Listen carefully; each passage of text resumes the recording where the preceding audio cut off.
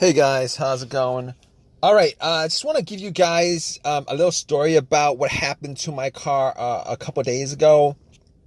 So basically, what happened was the car was driving fine all day without any kind of issue, uh, and I went to Walmart, parked it there, went, got something, came back, and out of nowhere, it wouldn't crank.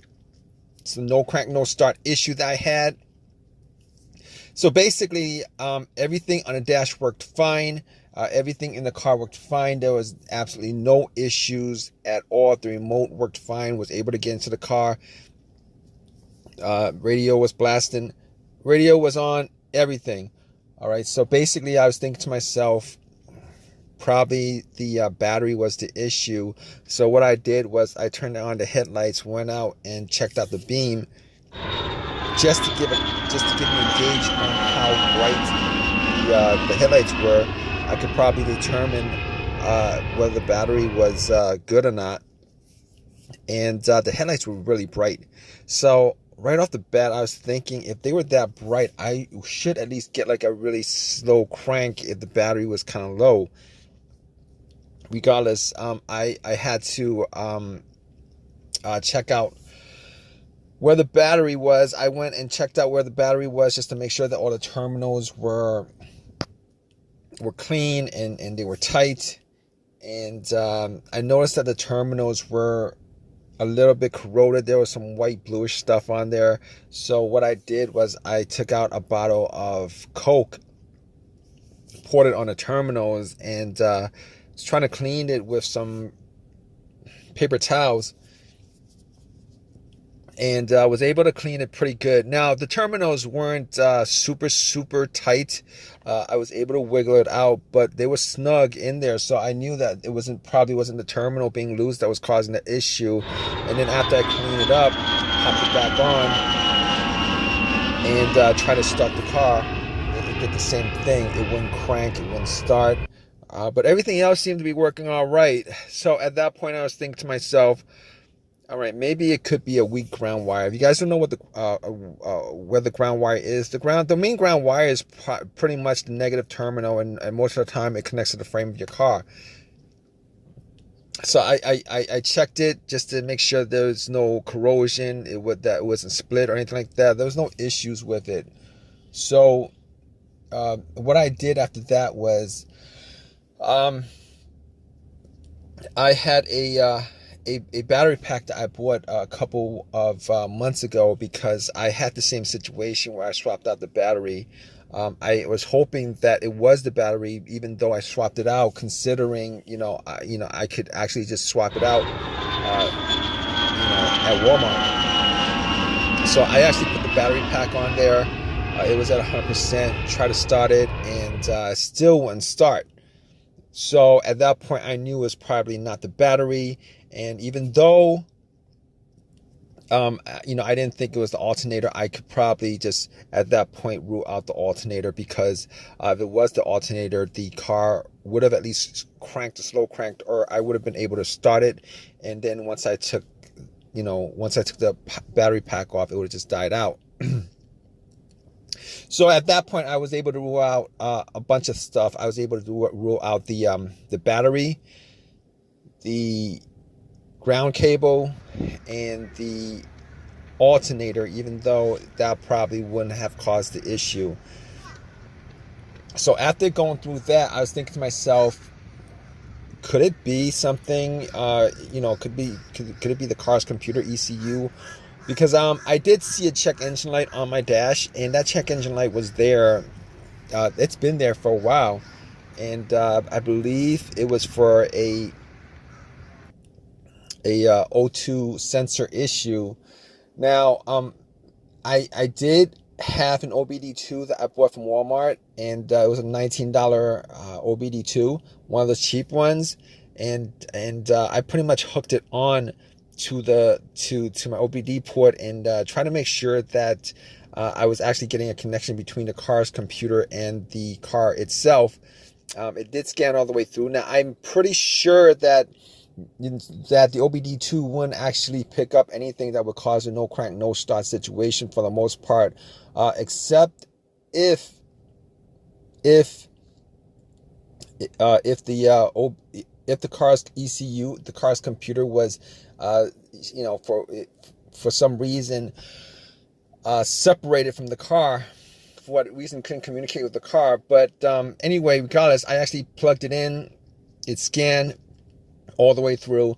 Only code that popped up was the aux02 sensor code, and at that point, I was pretty sure that it wasn't anything to do with the car's computer, any codes that would cause it, and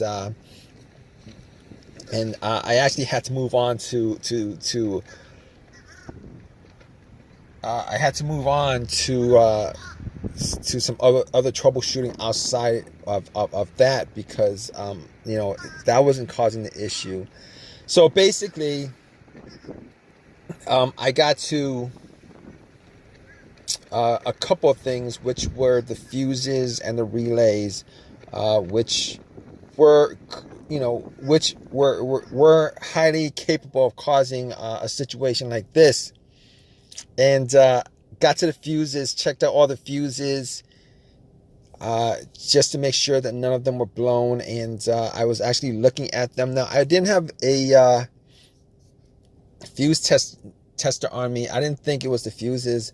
Now, the two situations that I've had where a fuse would cause a situation like that, one of those situations was a Honda that I had where the main fuse blew, and I was getting no power throughout the whole entire car.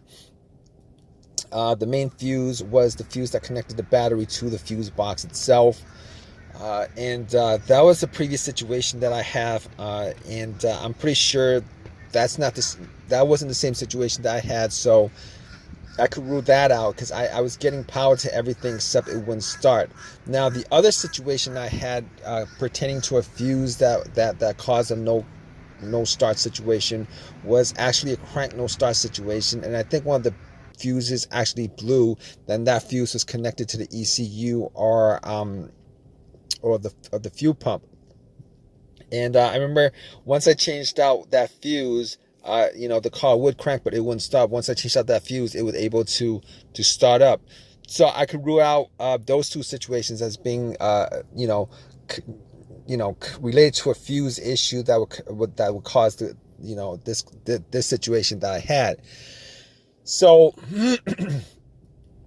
basically, I could rule those things, the fuses out, and the fuses were pretty clean. I didn't smell any kind of burnt smell, and didn't see any kind of brownish, anything brownish, and a brownish appearance on top.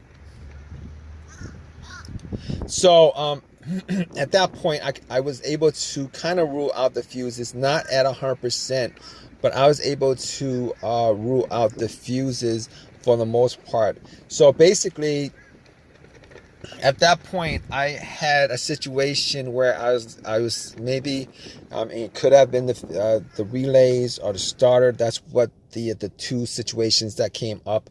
But I didn't think it was the starter, because I did switch out the starter about, I would say I switched out the starter about 1.5 years ago, and that was, it seemed like it was a starter issue, but I didn't really want it to be a starter issue, considering I only put maybe like 20,000 miles on my car, and I think they should last a lot longer than that. But anyway, before I even went there, I looked at the relays, just to see whether they had issues or not. Now, I couldn't make out whether the relays had issues, but I did get to the starter relay. I pulled it out.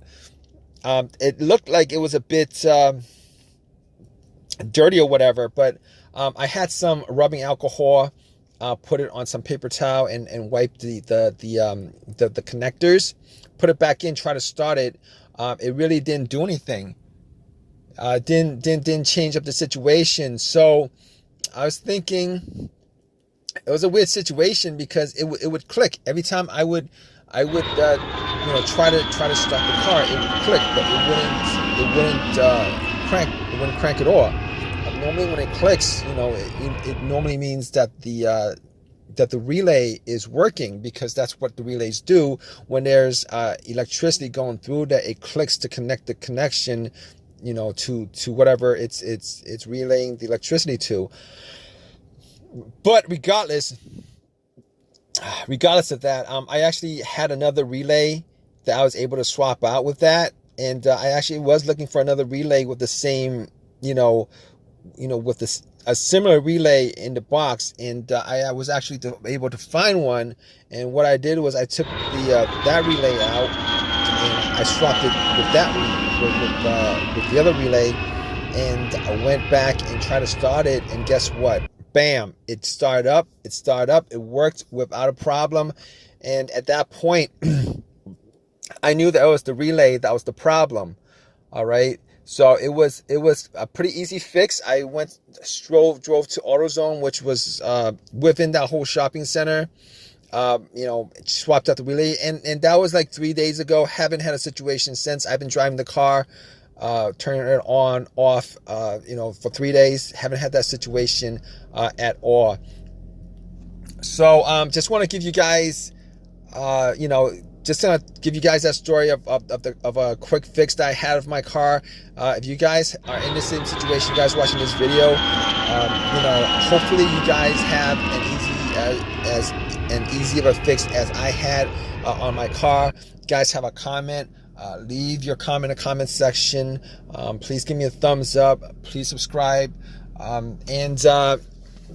Like I said, if you guys are in the same situation, just go through the steps that I went through as far as trying to figure out, the situation with my car. And, you guys should be good as far as troubleshooting and diagnosing your particular problem.